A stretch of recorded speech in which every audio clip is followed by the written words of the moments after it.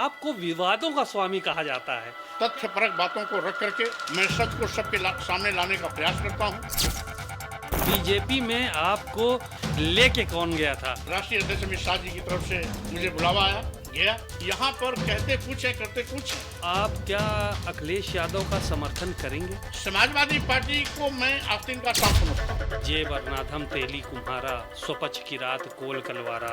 जिसमें किसी जात वर्ग विशेष के लोगों के अपमान में लिखा गया है, निकलवाने का प्रयास नहीं।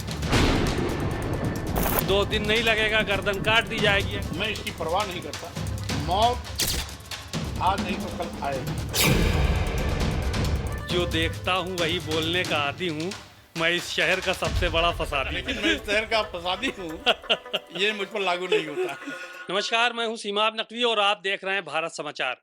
आज हमारे साथ स्टूडियो में खास मेहमान के तौर पर उत्तर प्रदेश की सरकारों में कई बार मंत्री रहे और कद्दावर नेता रहे स्वामी प्रसाद मौर्य जी मौजूद हैं। उनसे तमाम ऐसे सवाल हैं जिस पर आज चर्चा करेंगे, बात करेंगे और उनसे जानेंगे कि उत्तर प्रदेश की राजनीति में उन्होंने किस तरह से योगदान दिया और तमाम ऐसी बातें हैं जिनको लेकर वो चर्चा में बने रहते हैं। इतना ही नहीं, स्वामी प्रसाद मौर्य को विवादों का स्वामी भी कहा जाता है कि विवादित बयानों में इनका बड़ा जो है वो रोल रहता है और कोई ना कोई बखेड़ा इनके बयानों से खड़ा रहता है। उनसे ही बात करते हैं और जानते हैं। सर, बहुत बहुत स्वागत है आपका भारत समाचार में। बहुत बहुत धन्यवाद। सर, एक सवाल ये था, शुरुआत इसी से करते हैं। आपको विवादों का स्वामी कहा जाता है, क्या वजह है इसके पीछे? क्यों इस तरह के आप बयान देते हैं कि विवाद खड़ा हो जाता है? क्योंकि ज्यादातर जो लोग हैं वो कहते हैं कि वो स्वामी प्रसाद मौर्य नहीं बल्कि विवादों के स्वामी हैं वो। क्योंकि मैं सच कहने का आदी हूं, तथ्यपरक बात करता हूं, जो लोगों को अपच हो जाता है, जिसको मेरी बात पचती नहीं, वो मेरे प्रत्येक बयान को विवादित बयान कह करके अपने को संतुष्टि देते हैं। इस पर हमको कोई शिकायत नहीं है, इसलिए कि किसी की विवादित कह देने से कोई बयान विवादित नहीं होता है। लोग जो ही पढ़े लिखे हैं वो इतिहास को भी देखते हैं, वास्तविकता को भी देखते हैं और साथ ही साथ आज मीडिया पर एक बदनुमा दाग लगा हुआ है। कुछ ऐसे मीडिया हैं जो मोदी मीडिया और गोदी मीडिया के रूप में कुख्यात हैं। तो स्वाभाविक रूप से अगर कोई मीडिया मोदी मीडिया है या गोदी मीडिया है तो मेरा बयान उसको विवादित लगेगा ही लगेगा। लेकिन मैं सच के साथ सदैव रहा हूं और तथ्यपरक बातों को रख करके मैं सच को सबके सामने लाने का प्रयास करता हूं। वैसे भी सच कड़वा होता ही है, तो अगर सच है तो कड़वा होगा, कड़वा होगा तो लोग विवादित कहेंगे। लेकिन ये मुबारक हो उन मीडिया वालों को जो मेरे हर कही हुई बात को विवादित कह करके और चर्चित बना देते हैं। मैं उसको अन्यथा नहीं लेता हूं, बल्कि उनको धन्यवाद देता हूं। मैं यानी ये कहा जाए कि जो देखता हूँ वही बोलने का आदी हूँ। मैं इस शहर का सबसे बड़ा फसादी हूँ। ये एक शेर किसी ने कहा था। नहीं नहीं, वो शेर अपनी जगह सही है। जो सच है वो कहने का आदी हूं, इतना तो सही है। लेकिन मैं इस शहर का फसादी हूं, ये मुझ पर लागू नहीं होता है। अच्छा, ठीक है। ये एक सवाल ये था कि आप बहुजन समाज पार्टी में लंबे समय तक रहे, मंत्री रहे कई बार वहाँ पर। उसके बाद फिर भारतीय जनता पार्टी में रहे, फिर उसके बाद समाजवादी पार्टी में रहे, भाजपा में भी मंत्री रहे, सपा में एमएलसी रहे और किसी वजह से आपने एमएलसी का पद भी वहाँ से छोड़ा और इस्तीफा दे दिया। तो क्या ये मानकर चला जाए कि आप अब अपनी पार्टी बना लिए हैं कि सारे के सारे लोग जो है वो आपकी विचारधारा से मैच नहीं करते, कि सब के सब गलत हैं, खाली आप ही अकेले हैं, सही हैं?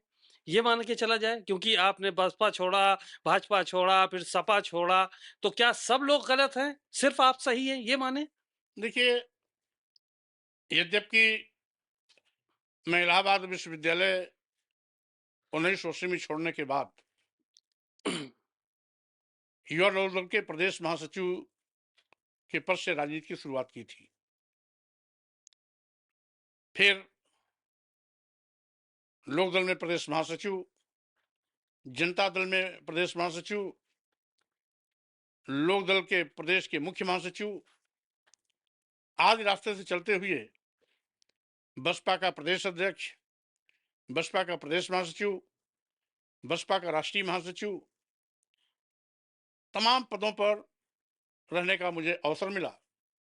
यहां तक कि उसके बाद राष्ट्रीय महासचिव समाजवादी पार्टी भी रहा।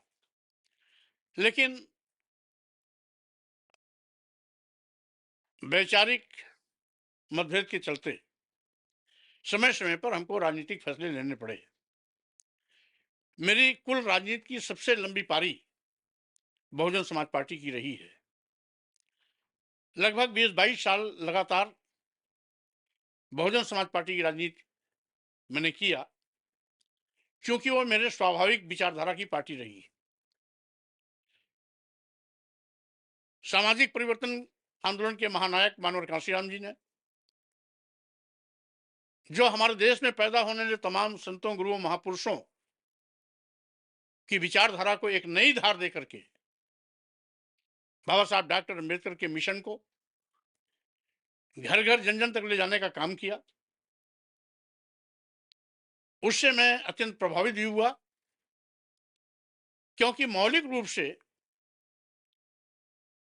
मैं सार्वजनिक जीवन में आने के ठीक बाद बुद्ध और अम्बेडकर विचारधारा को मानने वाला था,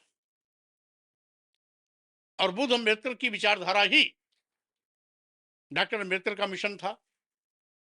हमारे सामाजिक परिवर्तन के महानायक ज्योतिबाराव फुले जी, सावित्रीबाई फुले जी, छत्रपति साहू जी महाराज, पेरियार रामास्वामी नाइकर, नारा नागरू, संत गाडगे, मानवर कांशीराम, इन तमाम महापुरुषों की विचारधारा थी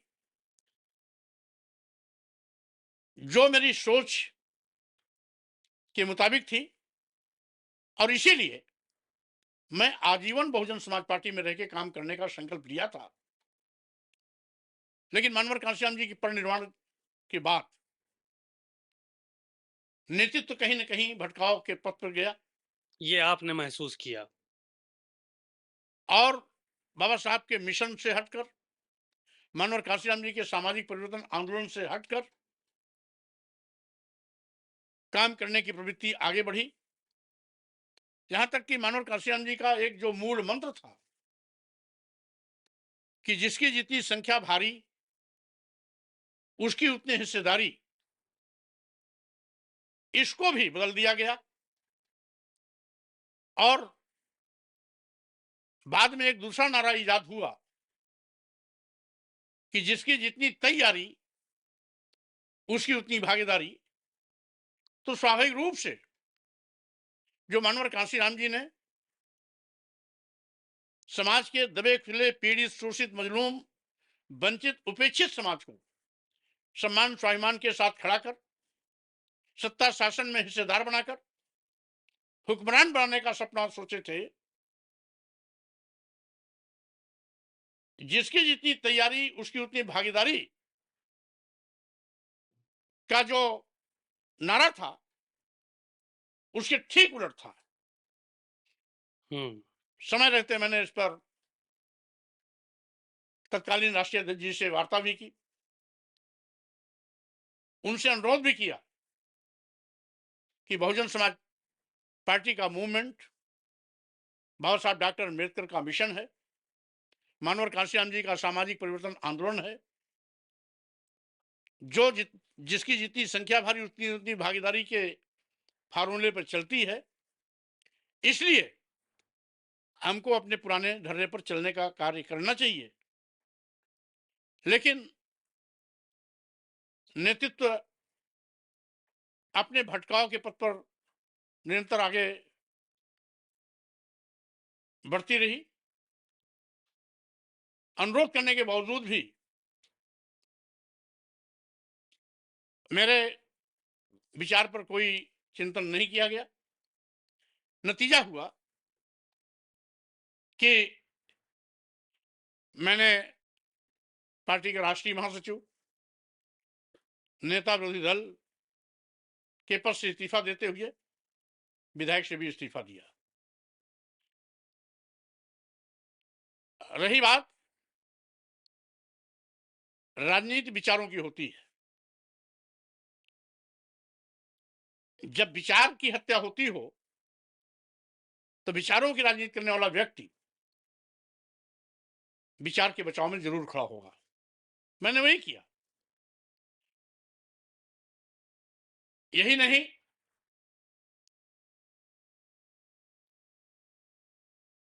वहां से हटने के बाद भारतीय जनता पार्टी में भी कुछ दिन रहने का मौका मिला।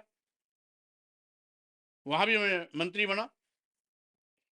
लेकिन अच्छा, उनके बीजेपी में आपको लेके कौन गया था? क्या किसने ऑफर किया था? अमित शाह जी ने किया था कि प्रधानमंत्री ने किया था कि उत्तर प्रदेश से किसी ने ऑफर किया था? पहली बात तो जब तक मैं पार्टी छोड़ा, पूरे कार्यकर्ताओं से वार्ता हुई और मैंने बड़ा कार्यकर्ताओं की बैठक की जिसमें 20-25 हजार कार्यकर्ता आए। वहां पर रैली करने का भी मैंने निर्णय लिया रमाबाई अम्बेडकर मैदान में। बाद में 5-6 लाख क्राउड की रैली भी किया मैंने। रैली के डेट तय करने पर ही तत्कालीन राष्ट्रीय अध्यक्ष अमित शाह जी की तरफ से मुझे बुलावा आया, गया।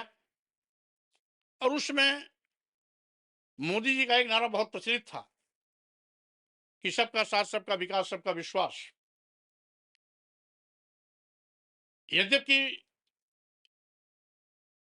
भारतीय जनता पार्टी के विचारों से मैं कहीं भी सहमत नहीं था, कभी नहीं रहे। कभी नहीं था, लेकिन उनके इस नारे को देखते हुए मैंने सोचा कि कथनी और करनी में एक रूपता है या नहीं। मैं गया और जो मैंने देखा कि यहां पर कहते कुछ है, करते कुछ है, कथनी करनी में अंतर है। उसी दरमियान 69,000 शिक्षकों की भर्ती में अनुसूचित जात, अनुसूचित जनजात और पिछड़े वर्ग के 18,000 चयनित अभ्यर्थियों के को नियुक्ति पत्र देकर उनके स्थान पर सामान्य वर्ग के लोगों को नियुक्ति पत्र दिया। यहीं से मन में गुस्सा भी आया। प्रत्येक कैबिनेट बैठक में माननीय मुख्यमंत्री जी से इस पर मैं अनुरोध भी करता रहा। कुछ और भी कैबिनेट मंत्री थे जो समय समय पर हमारा साथ भी देते थे। और 69,000 शिक्षकों की भर्ती में हुए घोटाले को ध्यान में रखते हुए जिन 18,000 चयनित अभ्यर्थियों जो सभी पिछड़े या दलित समाज के थे, उनके साथ अन्याय हुआ, उनको न्याय दिलाने की बात करता था, आश्वासन भी मिलता था। इसी दरमियान एक कैबिनेट प्रस्ताव आया बिना किसी विज्ञापन को निकाले कि अनुसूचित जात, अनुसूचित जनजात और पिछड़े वर्ग के अभ्यर्थी उपलब्ध नहीं है। इसलिए उत्तर प्रदेश के सभी मेडिकल विश्वविद्यालयों, मेडिकल कॉलेजों में professor, reader, associate professor, assistant professor के पदों पर सामान्य वर्ग के लोगों को नियुक्ति दे दिया जाए। मैंने कैबिनेट में ऐतराज जताया कि जब नियम है कि आप विज्ञापन निकालें, अभ्यर्थी उपलब्ध नहीं होते दोबारा विज्ञापन निकालें, फिर भी उपलब्ध नहीं होते तिबारा निकालें, और 3 बार विज्ञापन निकालने पर भी अगर SC, ST, OBC के अभ्यर्थी उपलब्ध नहीं होते तब इस प्रकार का प्रस्ताव लाया जाता है। लेकिन उस कैबिनेट में अंधेरगर्दी हुई, बिना विज्ञापन निकाले। 1, 2, 3 की तो बात जाने दो, एक बार भी विज्ञापन नहीं निकाला। इस प्रकार का प्रस्ताव लाया जिसमें मैंने ऐतराज किया। माननीय मुख्यमंत्री जी भी मेरी आपत्ति पर अपनी सहमति देते हुए भी अधिकारियों को डांटते हुए कहा, आइंदा ये गलती मत करना, इस कैबिनेट को, इसको मैं प्रस्ताव को पास करता हूं। तो मुझे लगा कि ये तो चोर चोर मुर्शे भाई, गलती स्वीकार करने के बावजूद भी तो इसमें अगर कैबिनेट प्रस्ताव को पास कर रहे हैं, हम्म, तो मैंने सोचा कि मुझे यहां नहीं रहना चाहिए। और ठीक उसी के बाद जी, मैंने अपने मंत्री पद से भी इस्तीफा दिया और भाजपा को छोड़ा। यहां भी अनुसूचित जात, अनुसूचित जनजाति और पिछड़े वर्ग के हितों के लिए मैंने अपने मंत्री पद को छोड़ा, बीजेपी को छोड़ा, समाजवादी पार्टी में आया। और समाजवादी पार्टी में आते ही मैंने नारा दिया, जो हमारा पहले बीएसपी का नारा होता था 85 बनाम 15 का, तो मैंने नारा दिया 85 तो हमारा है, 15 में भी बंटवारा है। बड़े पैमाने पर समाजवादी पार्टी का ग्राफ आसमान तक पहुंचा।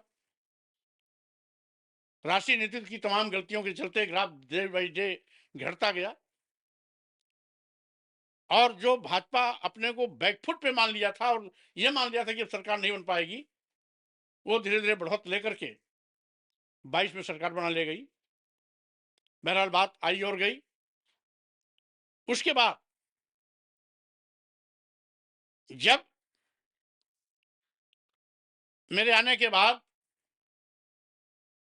समाजवादी पार्टी को ऐतिहासिक वोटों की बढ़ोतरी हुई थी, पूर्ण बहुमत में जब सपा की सरकार 2012 में बनी, उस समय भी उसका वोट परसेंटेज मात्र 28% था। मेरे आने के बाद वो 34% हुआ। पार्लियामेंट में मैं वोट को बढ़ाने के लिए लगातार यथास्थित बात पर हमला करता रहा। बड़े पैमाने पर वोट बढ़ा भी, लेकिन स्वनाम धन्य कुछ ऐसे वहां पर नेता थे जो मेरे हर बयान को, जैसे मोदी मीडिया, गोदी मीडिया हर बयान को विवादित बयान कहती है, वैसे ही वहां स्वनाम धन्य कुछ ऐसे नेता थे, अब तो है नहीं, अभी भी हैं, अभी भी हैं। अभी भी हैं। अच्छा, वो दोनों महानुभाव हमेशा ये कहते थे कि मौर्य जी का निजी बयान है। मतलब हमारे बयान से वोट बढ़े तो वोट सपा का, और बयान पर कहीं मोर्चा संभालना पड़े तो बयान स्वामी प्रसाद मौर्य का निजी। मैंने राष्ट्रीय अध्यक्ष अखिलेश जी से उसमें बात किया कि भाई, क्या आपके संगठन में दो प्रकार के राष्ट्रीय महासचिव होते हैं? कुछ राष्ट्रीय महासचिव ऐसे हैं कि जिनका हर बयान पार्टी का बयान हो जाता है, और कुछ राष्ट्रीय महासचिव क्या ऐसे भी हैं जिनका हर बयान निजी हो जाता है। ये आखिर अंतर क्यों? और साथ ही साथ उसका नतीजा होता था कि जब दो दिग्गज पार्टी के नेता जो महत्वपूर्ण पद पर हैं, प्रधान राष्ट्रीय महासचिव और एक स्वयं 24 घंटा उनके घर में रहने वाली नेता, जब निजी बयान कह करके मेरा उपहास उड़ाते थे, तो स्वाभाविक रूप से छुड़भइये नेता, जिनकी कोई हैसियत नहीं थी, कोई सोच नहीं थी, कोई विचार नहीं थी, यहां तक कि पार्टी के प्रति भी वफादार नहीं थे, जो रात दिन राजनीति तो करते थे समाजवादी पार्टी का और उठक बैठक करते थे भारतीय जनता पार्टी के लोगों के साथ, ऐसे लोग भी जब मेरे ऊपर टिप्पणी करना शुरू किए, तो स्वाभाविक रूप से मैंने अखिलेश जी से कहा कि इस पर आपको निर्णय लेना चाहिए। तो हमसे कहते हैं कि 2-4 दिन कहने के बजाय कहते हैं 2-4 महीना इंतजार करिए, मैं इसको देखूंगा। वही वार्ता जो मेरी अखिलेश जी से हुई थी, उसी को मैंने लिखित रूप से भी दिया। हम्म। और 1 हफ्ते तक जब उस पर भी उन्होंने कोई पुनर्विचार नहीं किया, तो मैंने सोचा अब ये दोस्ती ज्यादा दिन नहीं चलेगी। मैंने पार्टी छोड़ी, राष्ट्रीय महासचिव पद का छोड़ा, त्याग पत्र दिया, एमएलसी पद को छोड़ा। मैंने विचारों के लिए हमेशा पद छोड़े हैं। नेता विरोधी दल, कैबिनेट मंत्री का दर्जा, राष्ट्रीय महासचिव बीएसपी, वो भी वैचारिक टकरार के नाते छोड़ा। आरक्षण का हत्या हो रहा था, मेरे हस्तक्षेप करने के बावजूद भी जब सरकार गलती सुधारने के लिए तैयार नहीं हुई, वहां भी मैंने मंत्री पद छोड़ा। और साथ ही साथ समाजवादी पार्टी में भी राष्ट्रीय महासचिव के साथ साथ एमएलसी पद को भी छोड़ा। तो स्वाभाविक रूप से मैं राजनीति में विचारों को हमेशा महत्व दिया हूं, क्योंकि शुरुआती दौर से मेरी राजनीति समाज के अंतिम पायदान पर खड़े हुए लोगों के लिए रही है। इस देश का आदिवासी, दलित, पिछड़ा, महिलाएं सदैव हमारी प्राथमिकता में रहे। जब जब इनके हितों पर कुठाराघात हुआ है, जब जब इनके सम्मान स्वाभिमान पर चोट पहुंचाई गई है, जब जब इनकी कीमत लगाई गई है, जब जब आरक्षण पर हमला हुआ है, तब तब मैंने पलटवार किया है। अच्छा, अखिलेश यादव पीडीए की बात करते हैं, पीडीए को लेकर वो आगे बढ़ रहे हैं, आप भी पीडीए की ही बात करते हैं। आप भी पिछड़ा, दलित, अल्पसंख्यक, इनका एजेंडा लेकर, इनका झंडा लेकर आगे बढ़ रहे हैं और अपनी पार्टी में काम कर रहे हैं। तो कभी मौका मिलेगा तो आप क्या अखिलेश यादव का समर्थन करेंगे? देखिए, 2 चीजें हैं। अखिलेश यादव जी और भारतीय जनता पार्टी में बहुत अंतर नहीं समझता हूं। भारतीय जनता पार्टी भी आरक्षण विरोधी है हम्म। और खुल्लम खुल्ला आरक्षण को खत्म करने का खेल करती रहती है। और समाजवादी पार्टी भी अनुसूचित जात, अनुसूचित जनजात का प्रमोशन में आरक्षण खत्म करने का भी पाप किया था। तो वो भी आरक्षण विरोधी, ये भी आरक्षण विरोधी। और साथ ही साथ समाजवादी पार्टी को मैं आस्तीन का सांप समझता हूं। हम्म। भारतीय जनता पार्टी तो सीधे सीधे खुला दुश्मन। नाग कहिए, सांप कहिए, हाँ। खुला अटैक करता है। लेकिन ये तो पीडीए का नारा देकर, हम्म। सेकुलर बनकर, पिछड़ों दलितों की बात कर, दलितों के हक पर कटरी डालते हैं। अनुसूचित जात, अनुसूचित जनजात के प्रमोशन के आरक्षण को खत्म किया। और पूरे देश में पहले ऐसे मुख्यमंत्री थे, यहां तक कि जहां कांग्रेस की सरकारें थी, भाजपा की सरकारें थी, तमाम प्रदेशों में क्षेत्रीय पार्टियों की सरकारें थी, बिहार, पश्चिम बंगाल, उड़ीसा आदि आदि, केरल, तमिलनाडु, इन लोगों ने भी प्रमोशन में आरक्षण को टच नहीं किया। किसी ने खत्म करने का दुस्साहस नहीं किया। अगर प्रमोशन में आरक्षण खत्म करने का दुस्साहस किसी ने किया, तो तत्कालीन समाजवादी पार्टी के नेता और उत्तर प्रदेश के मुख्यमंत्री श्री अखिलेश यादव ने किया। इसलिए हमें नई पार्टी बनाने की आवश्यकता क्यों? हम तो समाजवादी पार्टी में गए ही थे।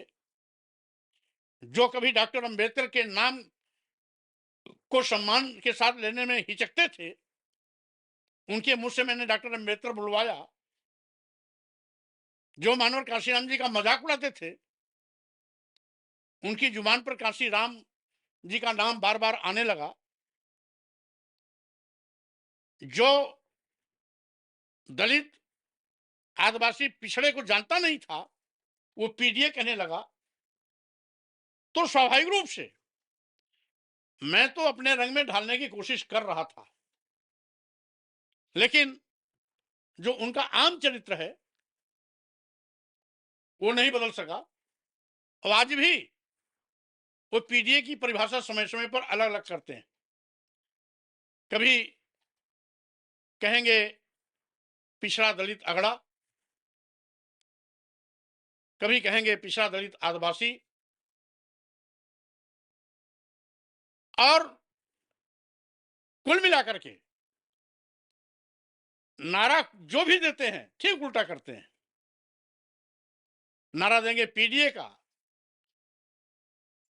थाली परोसेंगे किसी और को। अभी अभी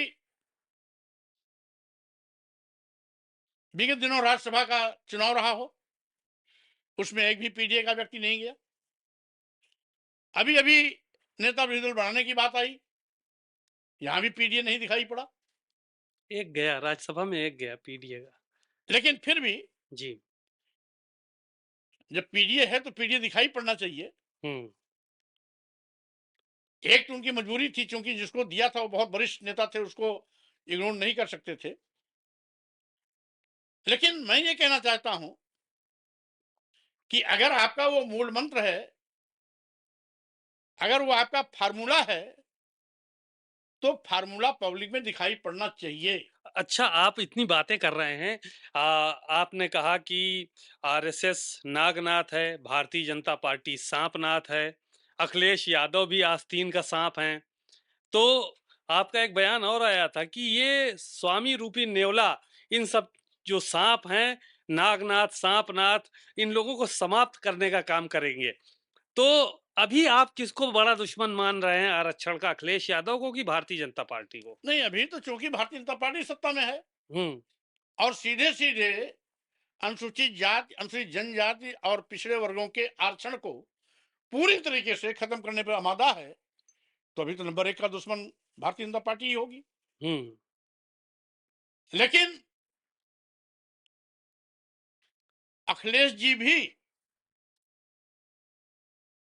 वही काम करते हैं जो अन्य आरक्षण विरोधी पार्टियां करती हैं, और आरक्षण विरोध करें तो ये उनका करेक्टर है, उनकी सोच है। क्योंकि भारतीय जनता पार्टी दलितों, आदिवासियों, पिछड़ों को सदैव अपमानित करती रही है, और जब जब सत्ता में आई है तो बड़े पैमाने पर न केवल इनका शोषण हुआ, जुल्म जाति अत्याचार बड़े पैमाने पर बढ़े, बड़े पैमाने पर आरक्षण की हत्या हुई, बड़े पैमाने पर इनके खिलाफ एफआईआर हुई।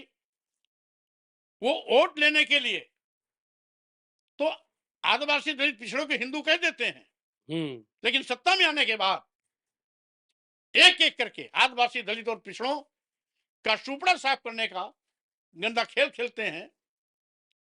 उनकी बात को मैं बुरा इसलिए नहीं मानता क्योंकि वह पैदाइशी हमारे विरोधी हैं, बीजेपी के लोग। उनकी विचारधारा सदैव हमारे विरोध में रही है। अगर विरोधी हमारा विरोध करे तो लाजिमी है, हमारा हितैषी अगर हमारा विरोध करता है तो विरोधी से भी खतरनाक हमारा वो हितैषी है, जो हितैषी बनकर के हमें खत्म करने की कोशिश करता है, हमारे हक पे डकैती डालने की कोशिश करता है, या हमें मिला हुआ अधिकार को छीनने की कोशिश करता है, आरक्षण को खत्म करने की कोशिश करता है। इसीलिए मैंने कहा खुला सांप देख के तो हम सावधान हो जाएंगे, लेकिन आस्तीन का सांप कब डसेगा हमें पता भी नहीं, क्योंकि वो छिपा हुआ है। तो अपना बन के जो हमें धोखा देता है वो बड़ा खतरनाक होता है। और कहावत भी है कि दानेदार दुश्मन अच्छा है अपेक्षाकृत नादान दोस्त से। तो अखिलेश यादव को नादान दोस्त मानते हैं आप? यूं कह लिया जाए हाँ। कि नादान अगर नहीं होते तो पीडीए का नारा देकर के पीडीए वालों का हक नहीं मारते।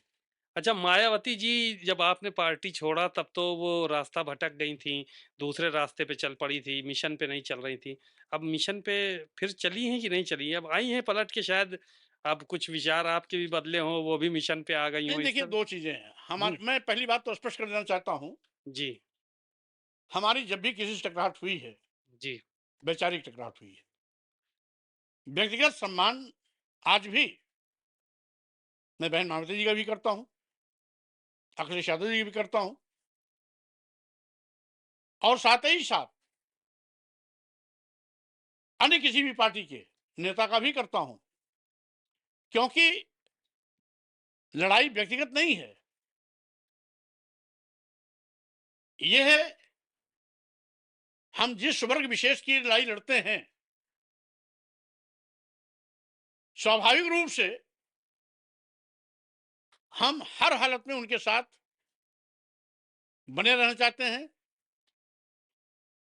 गाहे बेगाहे जब भी उन पर कोई भी हमला होगा, सम्मान पर, स्वाभिमान पर, आरक्षण पर, तो स्वाभाविक रूप से मैं उनके साथ खड़ा दिखाई पड़ूंगा।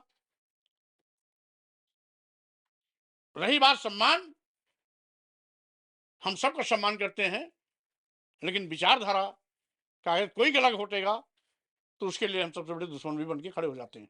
सर, आपका बयान बड़ा वायरल हुआ था, रामचरितमानस का आपने विरोध किया, उसके कुछ चौपाइयों का विरोध किया। आपने भारत समाचार पे ही बताया था कि उसमें कुछ चौपाइयाँ हैं, जैसे कि जे वरनाधम तेली कुम्हारा, स्वपच की रात कोल कलवारा, अधम ते अधम अधम अति नारी, ढोल गँवार शूद्र पशु नारी, सकल ताड़ना के अधिकारी।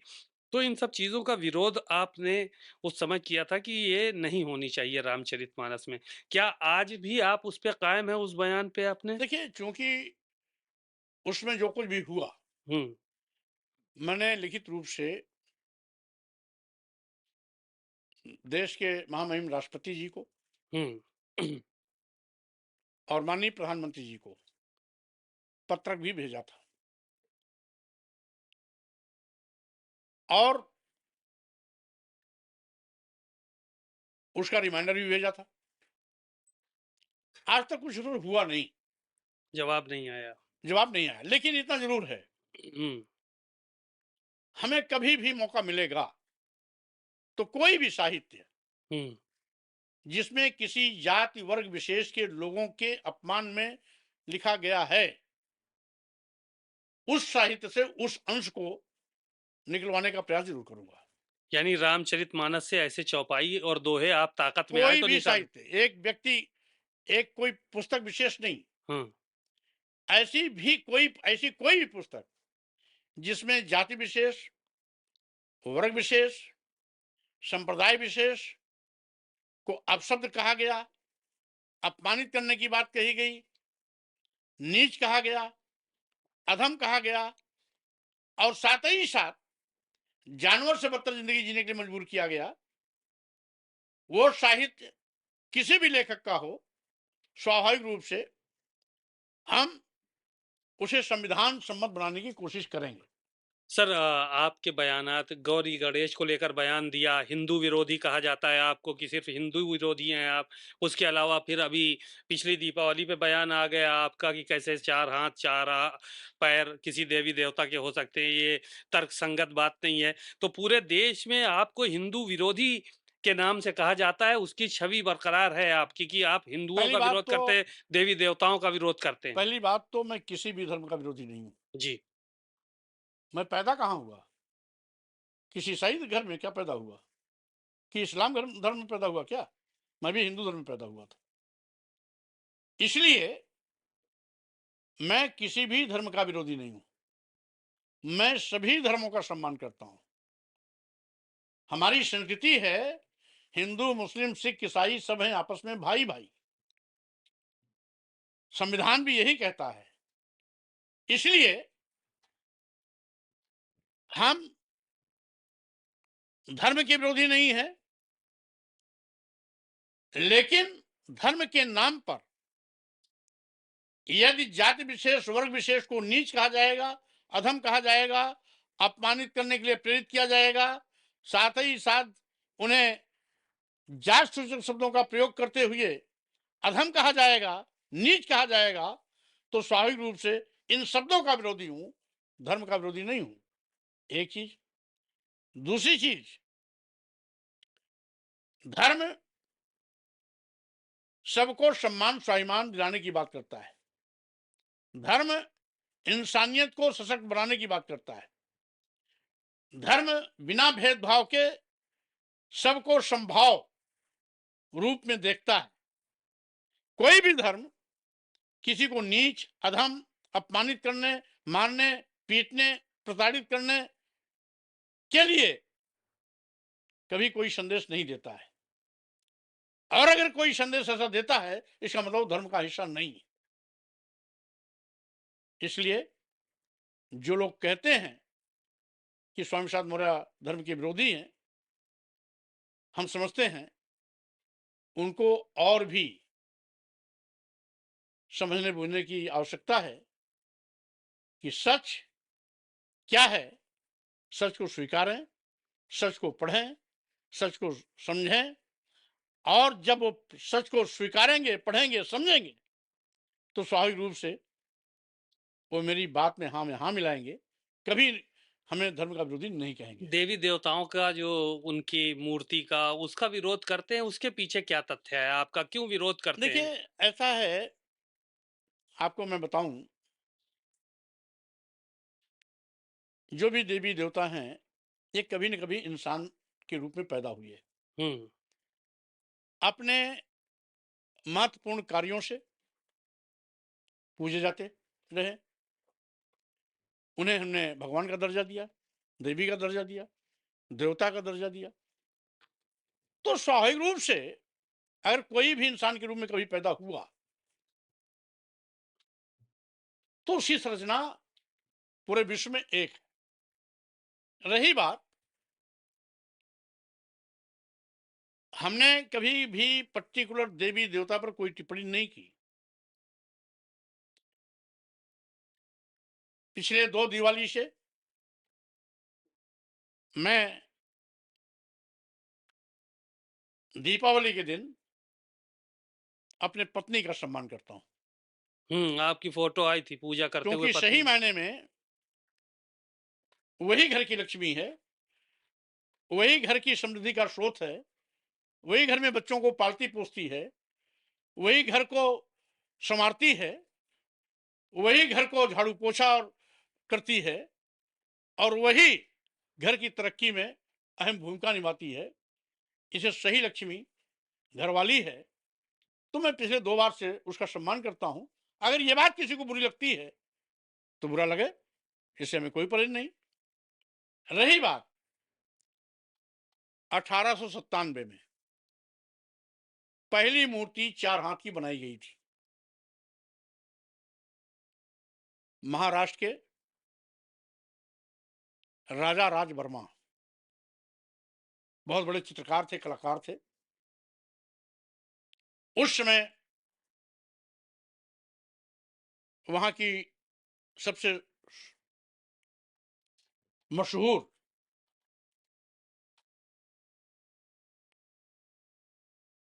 और सुंदर महिला को 2 हाथ और बढ़ाए थे। उस मूर्ति की बहुत बिक्री हुई। उनके कुछ सलाहकारों ने कहा कि अगर देवी देवताओं को भी अगर इस तरह से 4 हाथ कर दिया जाए, तो उसको भी, उसकी भी बड़ी पैमाने पर डिमांड चलेगी, लोग अपने घरों में उसको बड़े पैमाने पर ले जाएंगे। ये 1897 में किया गया था।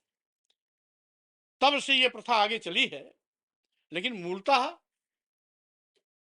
तो सभी 2 हाथ वाले ही हैं आज भी। इसलिए वैज्ञानिक सच भी यही है, व्यवहारिक सच भी यही है।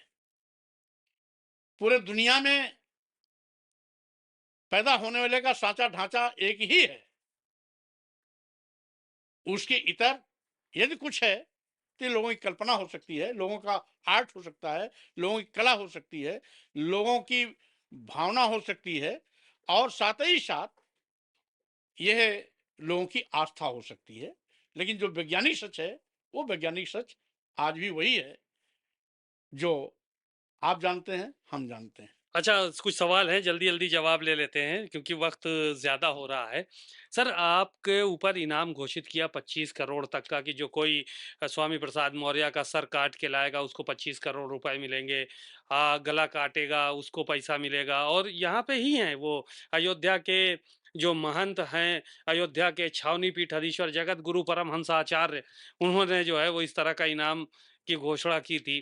आपको डर नहीं लगता इस तरह की घोषणाएँ हो रही हैं आपके लिए गर्दन काटने की, आपके नाक काटने की, नाक का कान काटने की, आपको डर नहीं लगता, भय नहीं लगता? अब कुल मिलाकर के जी।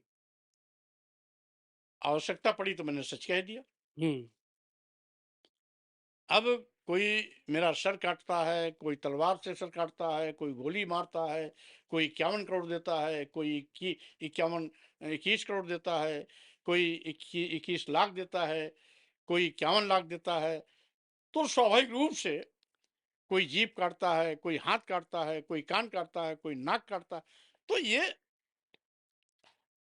इन लोगों की सोच, उनको मुबारक हो। मैं सच के साथ खड़ा रहता हूँ और सच के साथ खड़ा होने वालों को डर नहीं लगता है। इसलिए मैं इसकी परवाह नहीं करता, क्योंकि मैं जानता हूँ मौत आज नहीं तो कल आएगी। इसलिए कीड़े मकोड़ों की धमकी से हम डर जाएं, ये कभी संभव नहीं। तो जो युद्ध वो दे रहे हैं आपके सुपारी दे रहे हैं, ये कीड़े-मकोड़े महज़ मानते हैं आप भाई इनको? मैं स्वाभाविक रूप से ऐसे लोगों को इंसान नहीं मानता। हुँ, वो तथ्यों से हमें हमें पीछा पीछे करें, सही बात करके हमें पिछाड़ें।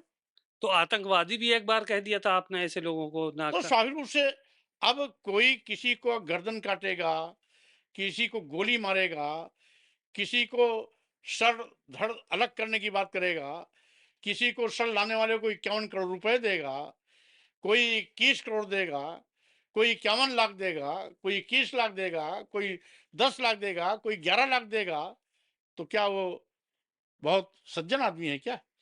लोग तो यहाँ तक कहते हैं कि आपके बारे में कि खाली हिंदू धर्म के जो देवी-देवता हैं, उनके बारे में स्वामी प्रसाद को टिप्पणी करना है।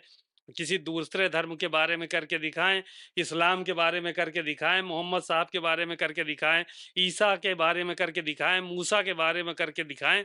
कहा कि 2 दिन नहीं लगेगा, गर्दन काट दी जाएगी अगर इन धर्मों के बारे में, इन धर्म के धर्माचार्यों के बारे में बात करेंगे और पैगंबरों के बारे में पहली बात कर। बात तो नकवी जी, मैं स्पष्ट कर देना चाहता हूँ, जी।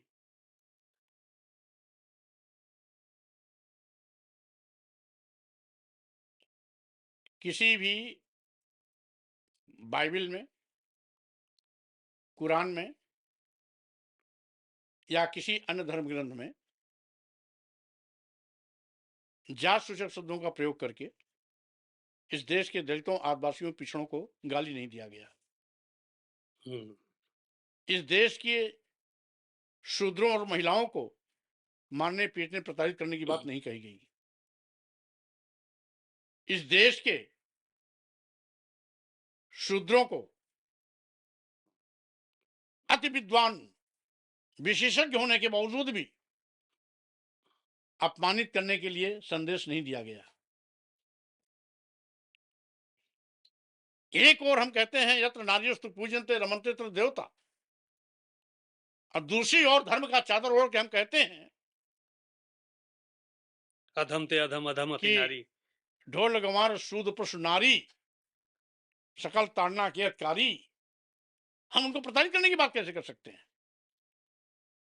तो स्वाभाविक रूप से हम जिस धर्म में पैदा हुए, जिस धर्म के कुछ शब्दों से मुझे ठेस पहुंचा, मेरी भावना आहत हुई, कुछ पंक्तियों से के माध्यम से हमको नीच कहा गया, अधम कहा गया, अपमानित करने की बात की गई, प्रताड़ित करने की बात की गई, हमको आपत्ति उस शब्द पर है, किसी धर्म पर नहीं। अच्छा, जो आजकल बाबाओं का दौर चल रहा है, अभी आज एक बाबा की पेशी थी यहाँ पर। जो हाथरस कांड के थे भोले बाबा, उनको आज यहाँ पर बुलाया गया था। 121 लोगों की मौत हो गई थी और बीजेपी के एक विधायक की गाड़ी से वो यहाँ पर बयान दर्ज कराने आए थे। मजिस्ट्रेटिव जांच उसमें चल रही है, तो विधायक की गाड़ी से यहाँ पर आए थे। ऐसे बाबाओं को क्या कहेंगे आप? वो तो खामोशी से देखिए, कुल मिलाकर के सही मायने में 121 लोगों की मौत अपने आप में बहुत दुखद घटना थी। ठीक बात है। और जो अभी जांच रिपोर्ट आई, उनको क्लीन चिट दिया गया है, हुँ, स्वाभाविक रूप से इस बात को कहीं न कहीं इंगित करता है कि सरकार उन पर मेहरबान है। आज कानून निष्पक्ष और निर्भीक होकर जो काम करना चाहिए, उस हैसियत में नहीं रह गया है। आज जातियों को चिन्हित कर उनकी हत्याएं की जाती हैं। जातियों को चिन्हित कर एनएफएस लागू किया जाता है। जातियों को चिन्हित कर एफआईआर दर्ज की जाती है। जातियों वर्गों को चिन्हित कर बुलडोजर चलाए जाते हैं। कानून सबके लिए समान होता है। किसी एक के लिए कुछ कानून, किसी दूसरे के लिए दूसरा कानून, इसका मतलब है वो भेदभाव है। वो कानून नहीं, वो भेदभाव है। और जब जब भेदभाव होता है, तब तब स्वाभाविक रूप से जनाक्रोश बढ़ता भी है। इसलिए हम केवल इतना ही कहना चाहेंगे कि जिन 121 लोगों की मौतें हुई थी, क्या उनके परिवारीजनों को न्याय मिलेगा कि नहीं मिलेगा? क्या दोषियों को सजा मिलेगी नहीं मिलेगी? तो स्वाभाविक रूप से आज जो कुछ भी हो रहा है, वो भेदभाव पूर्ण कार्रवाई हो रही है। और यही कारण है कि आज कानून की हनक गायब है, कानून का रुतबा गायब है। अपराधी बेखौफ कानून की धज्जियां उड़ाते हैं। अराजकता का बोलबाला है। अभी भाजपा का ही एक विधायक मारा गया लखीमपुर खीरी हाँ, में। उस पे मैं आने वाला था। वहाँ पे मार दिया। भाजपा का ही एक, योगेश वर्मा हाँ, विधायक थे, उनको मारा गया और मारने वाले का नाम अवधेश सिंह है। वही मैं कह रहा हूं कि अभी भाजपा का ही एक विधायक बैकवर्ड समाज का है, हुँ, पीटा गया। पीटने जाने वाला व्यक्ति एक वर्ग विशेष का है, इसे कानून उसके खिलाफ कोई कार्रवाई नहीं करेगी। तो यही मैं कहना चाहता हूं कि आज कानून भेदभाव का शिकार बन गया है। कानून निष्पक्ष काम नहीं कर पा रहा है, जिसके कारण पीड़ित को न्याय नहीं मिल पा रहा है। ऐसी तमाम ऐसी घटनाएं हो रही हैं। अभी बताना चाहूंगा, मैं वाराणसी के शिवपुर थाने में नितेश एक मौर्य है, 18 साल का लड़का, उसकी हत्या कर दी गई, लाश को जला दिया गया, एक पैर एक हाथ काट दिया गया और वहां की पुलिस उसको कह रही सुसाइड किया।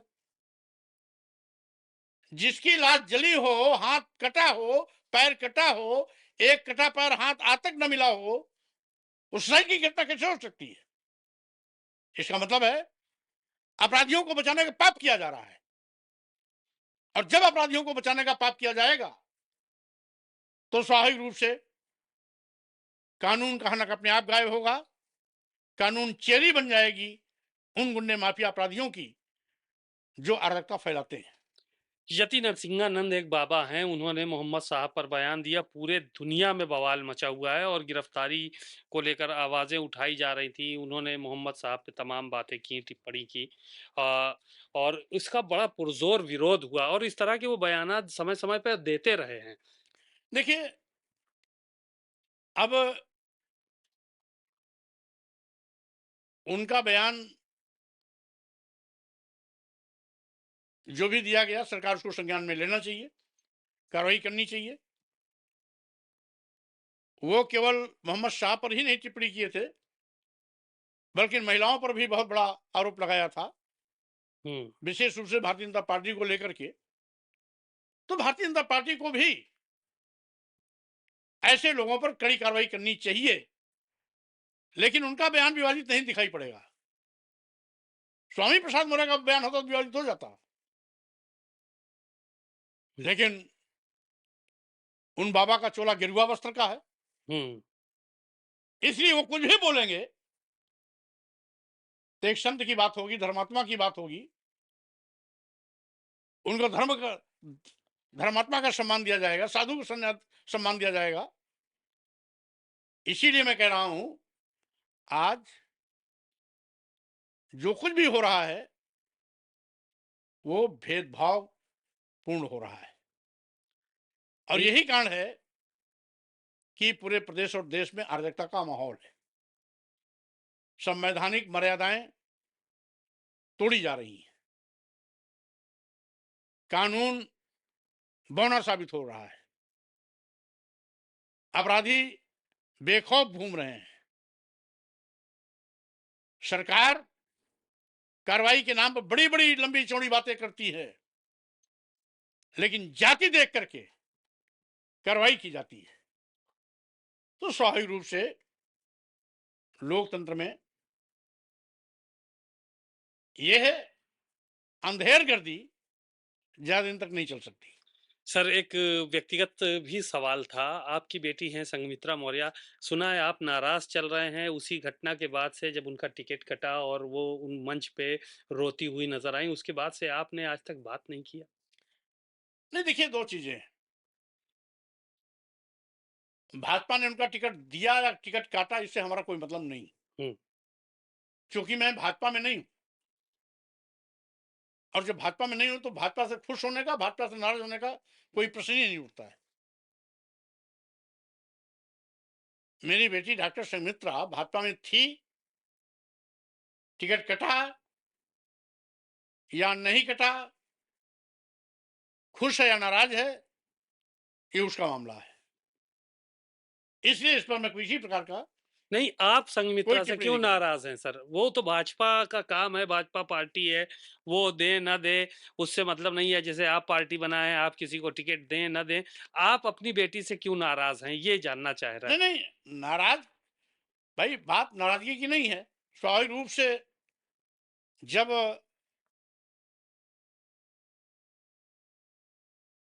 किसी को ये मालूम हो कि मैं स्वयं एक नहीं अनेकों बार बड़े से बड़े पद, मंत्री पद, नेता विरोधी दल पद, एमएलसी पद विचारों के लिए छोड़ा हूं, सही है। तो स्वाभाविक रूप से उसका मेरा अनुसरण तो करना चाहिए। नाराजगी सिर्फ इतनी है। नाराजगी सिर्फ इतनी है, हम्म। लेकिन पिता और पुत्री का संबंध तो नेचुरल रिलेशन है, इसको खत्म नहीं किया जा सकता। अच्छा, आपके ऊपर कई बार हमले हुए, उसमें तमाम, एक बार तो एक टीवी चैनल के कार्यक्रम में भी हमला आप पे हुआ, एक बार एक जगह कार्यक्रम में और गए थे आप, इंदिरा गांधी प्रतिष्ठान में, उस वक्त आपके ऊपर हमला हुआ। तो ये प्रायोजित हमले हो रहे हैं कि लोगों का एग्रेशन है जो आपके ऊपर निकलता है, ये आपको क्या लगता है? अब मैंने आपको पहले ही कहा,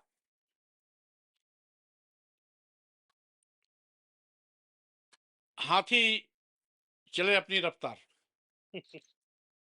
भौंकने वाले कुत्ते भौंकते रहते हैं, लेकिन हाथी की रफ्तार में कोई परिवर्तन नहीं होता है।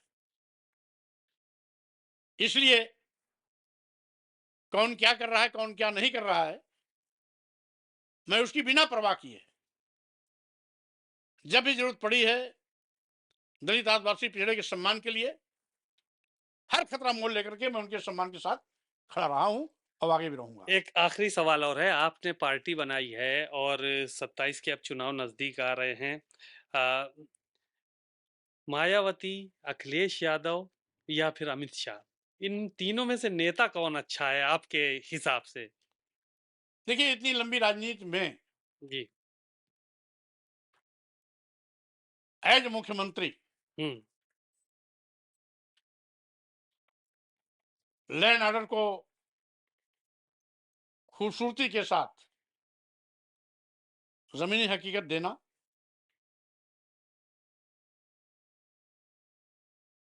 न्याय में किसी प्रकार का भेदभाव न करना, प्रदेश को विकास के उन्नत शिखर पर ले जाना और कानून की हनक के साथ सरकार को चलाना। यदि किसी को सीखना है तो सुश्री बहन मायावती से सीखे। चलिए बहुत-बहुत शुक्रिया आपका स्टूडियो में आने के लिए।